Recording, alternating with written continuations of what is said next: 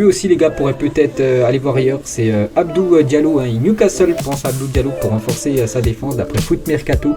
Donc il fait partie de la liste des joueurs étudiés par Newcastle pour renforcer sa défense. Le Sénégalais qui se sent bien à Paris est sous contrat jusqu'en juin 2024 d'après Santi JFM, donc un journaliste de Foot Mercato.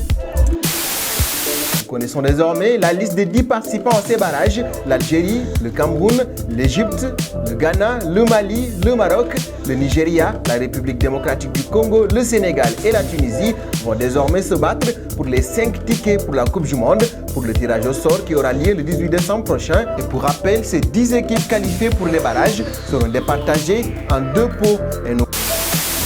La Côte d'Ivoire peut avoir des regrets après avoir perdu aujourd'hui 1-0 face aux Camerounais à l'extérieur. On va être très sérieux, les Camerounais à domicile, ils ne perdent pas. On va être très sérieux, entre Africains, on se connaît. On sait très bien que s'il y a un pays qui est difficile à battre, surtout quand ils sont chez eux, c'est bien les Camers. Mais au-delà de cela, au-delà de pouvoir les battre chez eux, que ce soit dans des matchs amicaux, des matchs sérieux, des matchs de compétition, les Camerounais aujourd'hui, si ça faire quelque chose, c'est tenir un score. Franchement, 1-0.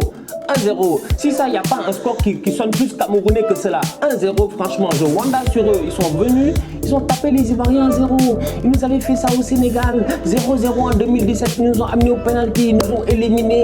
Je te dis, c'est eux qui organisent la CAN, ils sont chez eux. J'ai peur, j'ai peur.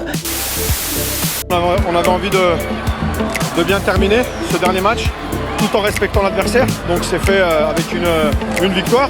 Après, sur un plan personnel, bien sûr que je suis content de participer, de marquer et surtout de gagner les matchs.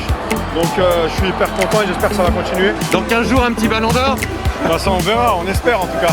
Merci Karim. Petit point sur les résultats européens de la veille, avec notamment la victoire de l'équipe de France, la victoire de l'Ukraine qui permet donc à l'Ukraine de passer devant la Finlande.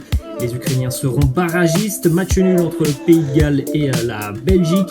Victoire de la République tchèque, malheureusement pour les Tchèques. Ils devront passer par les barrages.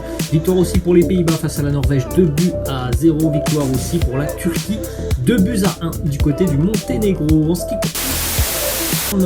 l'équipe de France, les Bleus se sont donc imposés hier 2-0 du côté d'Helsinki en Finlande dans un match qui était sans grands enjeux pour l'équipe de France, qui avait beaucoup plus d'enjeux pour les Finlandais, qui devaient faire un résultat face aux Bleus. Un match qui a été plutôt moyen sur la première période avec un rythme assez lent du côté de l'équipe de France. Il aura fallu donc 2 éclairs de génie en seconde mi-temps pour voir les Bleus s'imposer 2-0 du côté d'Helsinki avec un but et une ouverture du score signé Karim Benzema, un très très joli but de Benzema. Et dans la construction, le but est aussi vraiment magnifique. Et puis un magnifique but aussi pour Kylian Mbappé quelques minutes plus tard, qui a fait parler toute sa vitesse, son explosivité et puis son plat du pied droit enroulé, magnifique. Une victoire au talent, on va dire, de l'équipe de France hier.